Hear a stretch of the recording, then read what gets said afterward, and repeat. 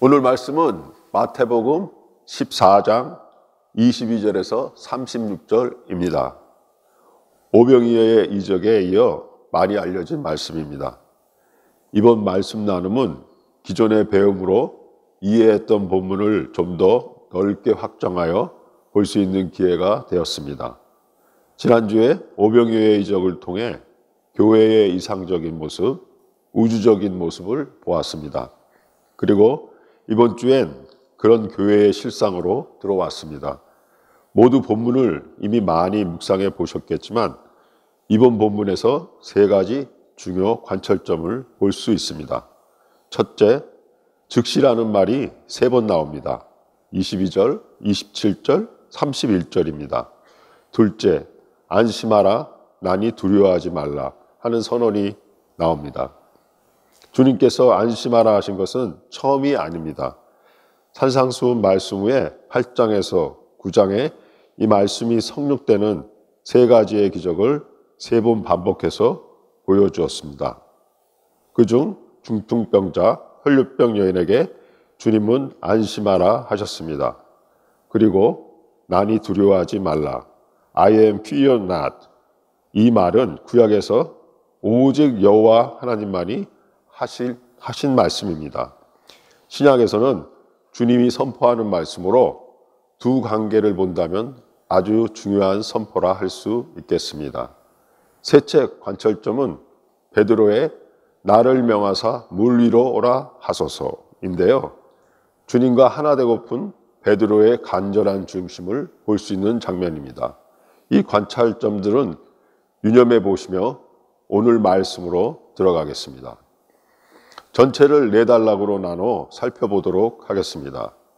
우선 첫 단락인 22절에서 24절은 풍랑 속에 존재하는 교회와 기도하신 주님입니다. 22절, 예수께서 즉시 제자들을 재촉하사 무리를 보내는 동안에 배를 타고 앞서 건너편으로 가게 하시고, 요한복음 6장 15절에 보면 이들이 보리떡 먹고 예수를 왕 삼으려고 했다는 설명이 좀 더 나옵니다. 그런 무리를 보내는 동안에 제자들은 따로 배에 태워 먼저 보내십니다.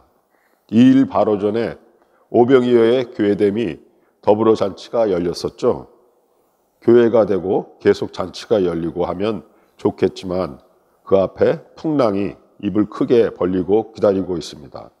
마태복음 5장 11절에 보면 나로 말미암아 너희를 욕하고 박해하고 거짓으로 너희를 거슬러 모든 악한 말을 할 때에는 너희에게 복이 있다고 하셨죠. 복이 있다 하신 것은 그런 너희는 하나님의 사람, 하나님의 교회가 되었기 때문입니다. 교회가 세워져 이제 풍랑 속으로 들어가게 되었는데 그때 주의할 것이 있습니다. 바로 사람을 의뢰하지 말라는 것입니다. 하나님의 일은 오직 하나님으로 이루어지지 사람의 방식으로 사람의 힘으로 되는 것이 아닙니다. 그동안의 기독교에서 사람 모으기, 사람의 파워로 많은 걸 결정하려 했어요. 교회 안에서도 그렇죠. 이것만 봐도 하나님 빠진 종교가 보기에만 그럴싸한 짝퉁임을 알 수 있습니다. 23절, 무리를 보내신 후에 기도하러 따로 산에 올라가시니라. 저물매 거기 혼자 계시더니, 무리를 제자와 다른 쪽으로 보내셨는데 교회는 무리와 구별되어야 함으로 말씀을 받습니다. 세상 속에 들어가 돈과 권력 등에 섞여서 참된 교회는 존재할 수 없습니다. 또 주님은 혼자 따로 기도하러 산에 올라가셨는데 산은 구약에서 보면 여호와의 임재를 얘기해 주고 있습니다. 시내 산에 올라가서 모세가 하나님의 언약의 말씀을 받아 내려오죠. 저물었는데도 주님이 산에 혼자 계십니다. 이는 제자들을 교회로 훈련시키는 때임을 볼 수 있습니다. 교회와 늘 함께 하시는 것이 아니라 교회에 홀로 서기를 훈련시키는 느낌입니다. 마치 자전거를 배울 때 처음에 잡아주다가 어느 정도 익숙해지면 잡지 않고 뒤에서 따라가 주는 것처럼 말이죠. 혼자 계시며 기도하시는 주님. 주님은 항상 교회 위에 강구하심을 다른 말씀 중에서도 찾아볼 수 있습니다. 히브리서 7장 25절, 이는 그가 항상 살아계셔서 그들을 위하여 간구하심이라. 로마서 8장 34절. 그는 하나님 우편에 계신 자여 우리를 위하여 간구하시는 자신이라. 24절. 배가 이미 육지에서 수리나 떠나서 바람이 거슴으로 물결로 말미암아 고난을 당하더라. 아까 떠난 제자들이 탄 배는 갈릴리 호수에 있습니다. 호수 안에서 무슨 고난이 할 수 있을 텐데요. 갈릴리 호수는 해수면보다 낮은 지점에 위치했습니다. 그런데 북동쪽의 요르단 고원지대는 해발 1000m 이상 되는 곳이 많아서 이곳에서 발생하는 차가운 북동풍이 따뜻한 공기의 낮은 갈릴리 호수 쪽으로 급격히 하강할 수 있다고 합니다. 이러한 지형과 온도차가 돌풍과 풍랑을 강하게 일으킬 수 있는데 한국의 노쇠바람보다도 세다고 상상해 보시면 이해가 좀 더 쉬울 것 같습니다. 그래서 지금 제자들의 배는 돌풍 속, 파도 속에 심하게 흔들리고 있는 것 같습니다. 두 번째 단락인 25절에서 27절을 보겠습니다. 두려워하지 말라. 하나님이 함께 하신다. 바로 마태의 중심인 임마누엘을 보여주는 단락입니다. 25절. 밤 사경에 예수께서 바다 위로 걸어서 제자들에게 오시니. 밤 사경은 새벽 3시에서 6시 사이인데요. 먼저 이 시간까지 깊게 기도를 하고 계셨던 주님을 그려볼 수 있습니다. 특히 이 새벽 시간이 갑작스런 북동풍이 잦고 매우 강하다고 하는데 주님이 기도하다 깨어서 느끼시고 이 위험한 제자들을 향해 달려오십니다. 26절. 제자들이 그가 바다 위로 걸어오심을 보고 놀라 유령이라 하며 무서워하여 소리 지르거늘. 그 당시 상황을 보면 이 본문은 예수님의 임재와 중보를 알지 못하여 환난 속에 두려워하는 마태 공동체를 묘사해 주고 있습니다. 당시 예수님과 제자들로부터 이 신앙이 시작되자마자 유대인과 사내들인의 핍박을 받지 않았습니까? 시작부터 환난 속에 있었던 교회 공동체였고 특히 마태는 유대인 사이에서 훨씬 더 힘들었겠죠. 마태가 자기의 모든 가진 것과 목숨을 들여서 복음서를 적는 1차 이유는 유대인 중에서 예수님을 믿은 성도들을 격려하기 위함이고 더 나아가 온 세계 만방에 예수가 메시아임을 전하고자 함을 누차 우리는 들어왔습니다. 27절. 예수께서 즉시 이르되 안심하라. 나니 두려워하지 말라. 급한 상황에서는 즉시, 즉 자전거 뒤에서 보고 있다가 넘어지려 할 때 즉시 잡아주는 것처럼 말이죠. 즉시 말씀하십니다. 안심하라. 이는 신약적 권세 선포이고 나니 두려워하지 말라는 구약적 권세 선포입니다. 교회가 위험에 있을 때는 하나님은 신구약의 모든 권세로 교회를 보호하십니다. 여기서 하나님의 권세는 물을 다스리는 권세입니다. 구약에서 물은 혼돈과 공허와 흑암을 얘기합니다. 예수님이 급히 위험한 제자들을 위해 땅인지 물인지 구분 않고 달려오시는구나라고 여겨집니다. 그리고 동시에 물을 다스리시는 예수님의 권세도 보여주고 있습니다. 나니 두려워하지 말라. 하나님을 믿는다면 현상의 어떤 것도 두려움의 대상이 아님을 말해주고 계십니다. 좀 더 자세하게는 내일 함께 보시겠습니다. 세 번째 단락인 28절에서 33절입니다. 신성을 여는 예배. 이번 본문의 중심 단락입니다. 두려움이 있으면 섭리를 품을 수가 없습니다. 그러면 안 두려우면 되는 거 아닐까요? 모두가 경험해 보셨겠지만 그럴수록 더 두려움이 밀려오곤 합니다. 그러면 어떻게 두려움을 밀어낼 수 있을까요? 하나님을 경외하면 됩니다. 하나님이 내게 권세가 되시면 다른 것은 권세가 될 수 없습니다. 28절. 베드로가 대답하여 이르되 주여 만일 주님이시거든 나를 명하사 무리로 오라 하소서. 여기서 베드로가 16장에 앞서 예수님을 주여라고 고백하게 됨을 볼 수 있는데요. 이 장면을 한번 그려보세요. 이 말도 안 되는 것 같은 일이 베드로의 눈앞에 펼쳐졌어요. 이미 생각이라는 것은 할 수 없는 상태고 정말 가슴이 느끼는 대로 저절로 입이 열린 것 같은 느낌입니다. 주여, 전 여기까지만 내뱉을 것 같은데 베드로는 정말 담대해 보이죠. 물 위로 걸으시는 주님의 신성이 나에게도 열리라 명하소서 합니다. 29절, 오라 하시니 베드로가 배에서 내려 물 위로 걸어서 예수께로 가되, 베드로가 주님이 do it, 오너라 하는 말씀에 붙들림마다 예수께로 갑니다. 물 위로 말이죠. 정말 대단하지 않습니까? 이 구절에서 말씀으로 우리의 신성이 열렸을 때 본질의 초월이 일어나게 됨을 볼 수 있습니다. 우리가 가끔 뉴스에서도 볼 수 있는데 아이가 차에 깔렸을 때 엄마가 즉시 달려가 아이를 구합니다. 이때 엄마라는 본성의 초월이 나타나는 것입니다. 그러므로 말씀이 하나님의 형상, 우리의 생명에 부딪힐 때 우리에게도 그 신성이 열릴 수 있음을 다시 한번 확인하는 말씀이자 파워풀한 말씀입니다.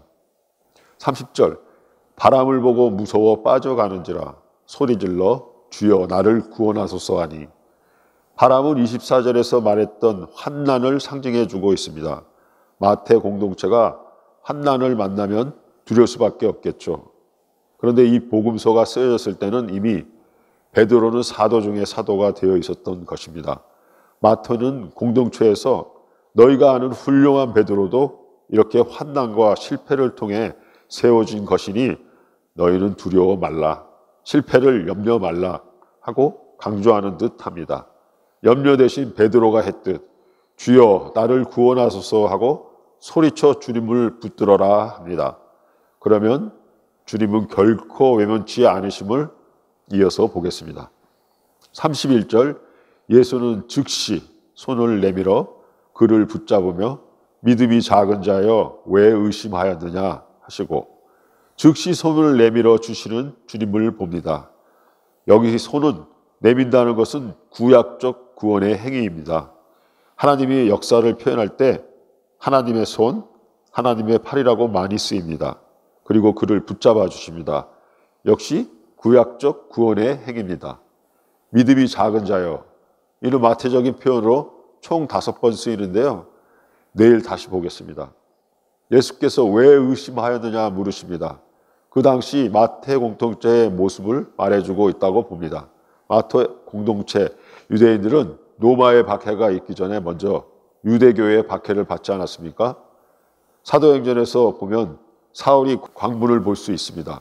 가리지 않고 다 끌어내어 죽이고 하는 그 환난 속에서 얼마나 힘들고 또 우리가 바로 믿었나 의심이 들 수 있지 않았을까요? 당시 유대인들에게 믿음이 없었던 것은 아니었습니다. 믿음이 작은 것, 지상교회의 문제이기도 한데요. 그럼 어떻게 해야 믿음이 장성하게 되는가라는 질문이 떠오르시죠. 다음 구절에서 길을 찾아보도록 하겠습니다. 32절, 배에 함께 오름에 바람이 그치는지라. 예수님이 함께 해주시는 순간 바람이 그쳤습니다. 여기 함께는 구약의 두려워 말라의 짝입니다. 내가 너와 함께하리라. 즉 마태의 주제인 임마누엘이고 복음의 중심이기도 합니다. 33절, 배에 있는 사람들이 예수께 절하며 이르되 진실로 하나님의 아들이소이다 하더라. 배에 있는 사람은 즉 제작 곧 교회는 예수님의 신성을 확증하는 고백을 드립니다. 마태는 특별히 경배를 강조함을 곳곳에서 볼 수 있는데요. 1장 1절 아브라함과 다윗의 자손 예수 그리스도의 계보라. 2장 11절 집에 들어가 아기와 그의 어머니 마리아가 함께 있는 것을 보고 엎드려 아기께 경배하고 보합을 열어 황금과 유향과 모략을 예물로 드리니라. 27장 54절 백부장과 및 함께 예수를 지키던 자들이 지진과 그 일어난 일들을 보고 심히 두려워하여 이르되 이는 진실로 하나님의 아들이었도다 하더라. 예수는 하나님의 아들이요 경배받아 마땅하니로다 하는 것이 마태복음 전반에 흐르고 있음을 볼 수 있습니다. 32절 시작 전에 믿음이 작은 자여 하면서 그럼 어떻게 믿음이 장성하게 되는가 하는 질문을 가져봤었죠. 이제 이 구절에서 답을 만나셨을 겁니다. 바로 예배입니다. 예배로만 믿음의 자금이 극복되고 자라납니다. 아무리 더 믿어봐야지, 잘 믿어봐야지 해봤자 생각대로 그 믿음이 자라는 게 아닙니다. 다른 말로 믿음이 작다는 것은 내 에고가 크고 싱싱하다는 것입니다. 내 에고가 겸손해져야 믿음이 커지겠죠. 그런데 내가 또 이 내 에고를 죽이겠다, 작게 하겠다 해서 그렇게 되면 좋은데 그럴수록 더 잘 안 된다는 거죠. 참된 예배, 하나님의 임재 앞에 무릎을 꿇는 일 이외에 우리의 에고가 겸비해지기가 힘듭니다. 물론 여기서 예배는 주일에 예배당에 왔다 갔다 하는 것을 말하지 않습니다. 종교적 예배로 사람의 일이 되어버린 것, 다음 없는 찬양, 다른 사람 먼저 신경 쓰는 그런 예배를 말하지 않습니다. 예배 나와서도 내 모습, 내가 더 중요하다면 그건 예배가 아님을 누차 들어왔습니다. 그런데 일부러 그러는 것이 아니라 무의식적으로 그렇게 됩니다. 예배 나와서도 나 먼저 생각하고 내가 중요한 이 마귀의 역사가 자연스레 스며들어 있습니다. 마지막 34절에서 36절은 신성에서 열리는 하나님의 역사입니다. 다시 말해 교회의 생명은 사람이 많다고, 돈이 많다고, 프로그램 잘한다고 되는 것이 아니라 하나님의 신성인 것입니다. 16장에서도 봤듯이 십자가를 만든 베드로에게 예수님이 사탄아 내 뒤로 물러가라 하시며 너는 하나님의 일을 생각하지 않고 사람의 일을 생각한다 하지 않았습니까? 교회는 하나님의 신성이 충만하면 하나님의 역사는 그것을 통해 일어나게 됩니다. 34절 그들이 건너가 게네사렛 땅에 이르니 구약에서는 긴네렛이라 불렀는데 검은 것처럼 생겼다 해서 갈릴리 호수를 그렇게 불렀다고 합니다. 35절 그곳 사람들이 예수인 줄 알고 그 근방에 두루 통치하여 모든 병든 자를 예수께 데리고 와서 물을 다스린 하나님의 신성이 나타나신 예수인 줄 알았으니 모두에게 알려서 그 앞으로 오게 합니다. 36절 다만 예수의 옷자락에도 손을 대게 하시기를 간구하니 손을 대는 자는 다 나음을 얻으리라. 여기서 옷자락은 민수기 15장 38절 39절에 나오는 옷자락 끝에 다는 푸른 술을 말하는데요. 말씀을 기억하고 준행하고 방종하는 욕심을 따라 살지 않는다라고 하는 선포입니다. 그래서 예수님의 옷자락, 그 술을 잡게 하면 말씀이 성숙하고 세상 욕망을 따라 살지 않는 예수님의 정체성에 손을 대게 하심이고 그러므로 나음을 얻게 하심입니다. 신성의 충만함이 헌현된 예수님께 나오는 자는 다 나음을 얻습니다. 다시 말해 교회의 신성이 충만함에 나오는 자는 모두가 치유와 회복과 구원을 얻게 된다는 말씀입니다. 나눔 가이드. 나는 믿음이 없는 자입니까? 아니면 작은 자입니까? 또는 믿음이 장성한 자입니까? 그렇다면 각자의 위치에서 나의 예배는 어떠한지 믿음과 연관지어 솔직하게 나누어 보시길 바랍니다. 기도하심으로 토요 새벽 예배를 마치겠습니다. 감사하신 아버지 하나님, 예배 드릴 때 우리의 영이 열리고 하나님과 하나 되는 기쁨으로 믿음이 자라는 우리의 삶이 되게 하옵소서. 예수님의 이름으로 기도합니다. 아멘.